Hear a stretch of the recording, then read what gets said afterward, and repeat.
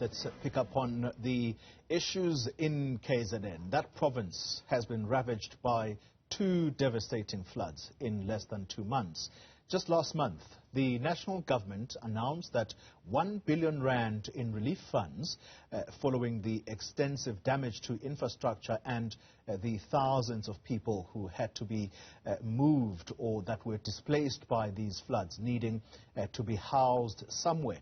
Let's speak now to the Minister in the Presidency, Mondli Gungubele, to hear exactly what the latest is, in particular around the funds that are so desperately needed for people to make their lives a little easy. Minister, good morning to you. Thank you very much for your time. Let me start with this very simple question, and that is, for the record, can you confirm whether monies have started flowing or have been released to help the flood victims in the KZN province, but also the Eastern Cape province?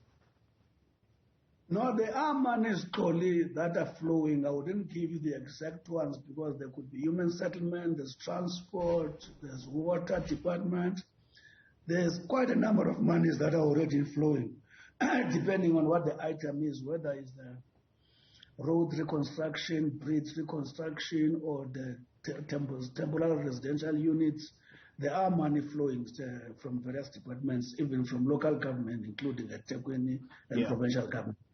I listened to your radio interview yesterday, Minister, and I've got to tell you there's a reason I'm making particular reference to that interview, and it is because you said that the KZN government officials had not done what is needed to be done procedurally for National Treasury to authorize the release of these funds. If I heard you correctly, what is it that these officials need to do for National Treasury to, I suppose, release these monies even quicker? No, Toli, I'm not sure if I referred specifically to KZN officials. All what I was saying, to be more exact, is that we are yet to be told that specifically people applied to the contingency fund as provided for in Treasury, and they were not able to access the money. The background is simple, is that all the infrastructure departments, in particular at national level, I guess that's the same even in the local government, is that whenever budgets are actually allocated, especially mainly infrastructure department, housing, roads, and so on, there's always a contingency fund for these eventualities of disasters. Yeah. Normally, when this eventuality is realized, they are expected to actually go to those funds. But when those funds are finished, there's what National Treasury put clearly in no uncertain terms is that there is a 1 billion. Once you have finished what is traditionally allocated to you, that you can access. And then what's my point? We have not been told of anyone having followed that route now trying to access 1 billion who did not get it, except the media stories. Okay.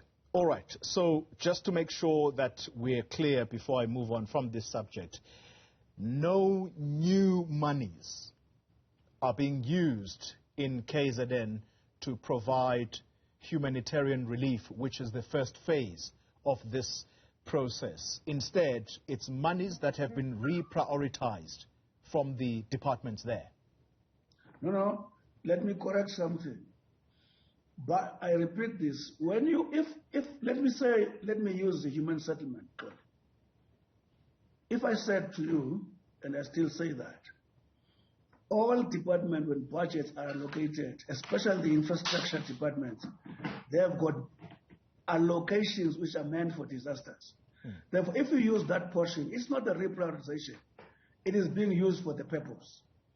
If you only reprioritize, if when using that, and then that is exhausted, and then you do what they call environment, moving money from the item which it was originally, from the item to which you originally allocated that money, and moving it now to what you are contracted. All I'm saying is that it doesn't start by a prioritization.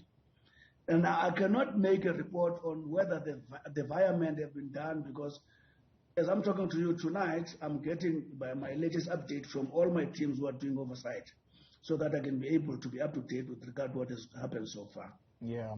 All right.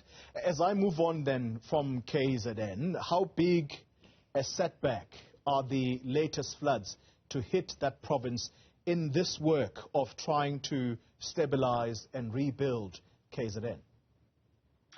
It's very, very painful in the sense that, Connie, remember the biggest problem over and above everything, one, is the historic settlement of these people, the low-lying plains, and at the same time, the drainage system, the infrastructure in terms of taking out floods and draining floods and so on, all that infrastructure that is required. Mainly, I'm not trying to say it's only black, all communities have been affected, but mainly historically disadvantaged communities because of their placement.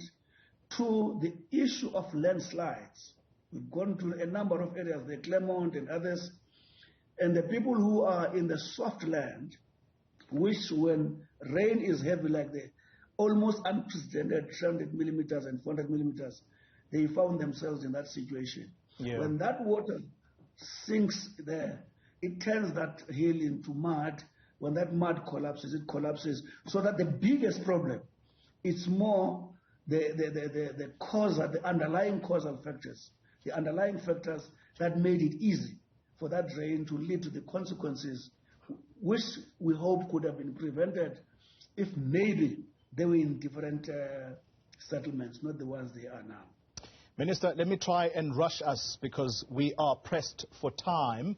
The other subject I'd like to explore with you is that of the energy crisis in the country. South Africa's electricity crisis is actually going from bad to worse, in particular in the last few weeks. How close are we to a complete blackout?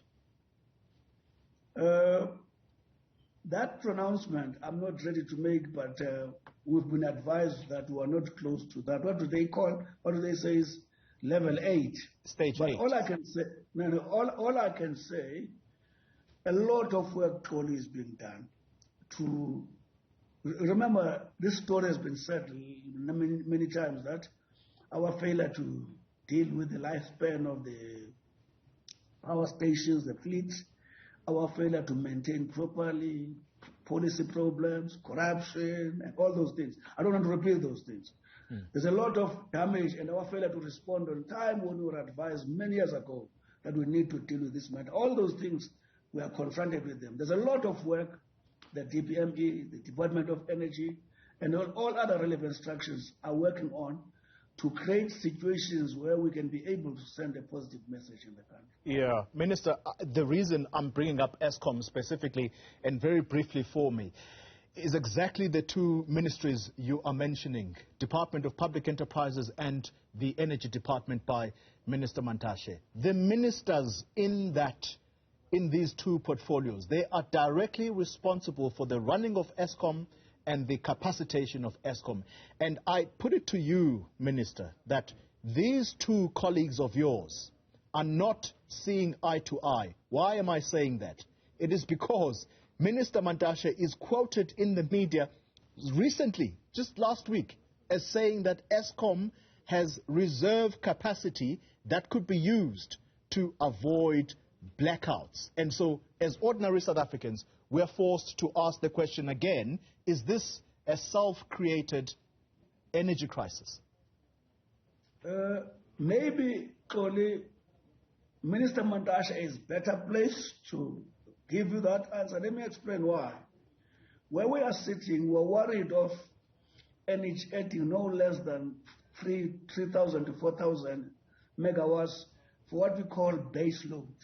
In other words, a minimum energy available to deal with whatever eventuality on the course of the day. That is where now we need at 75, we're at 60-something. So that challenge is the challenge that is confronting all of us. We cannot be talking about that. I'm not sure how would we talk about that challenge if we got a spare capacity. And it's not something that Minister Mantashe would have shared with us in any meeting. All right. I think Mr. Mantashe is better placed to explain himself, because let me tell you, as late as last night, we were discussing these matters. What you are saying did not actually find way in our meeting.